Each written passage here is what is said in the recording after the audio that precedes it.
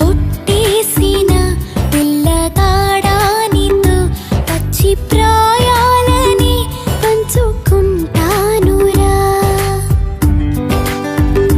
జంట కట్టేసిన తుంటరోడానితో కొంటె తంటాలని తెచ్చుకుంటాదురా. వెయ్యి జన్మాల ఆరాటమై వేచి ఉన్నానే నీ ముందరా.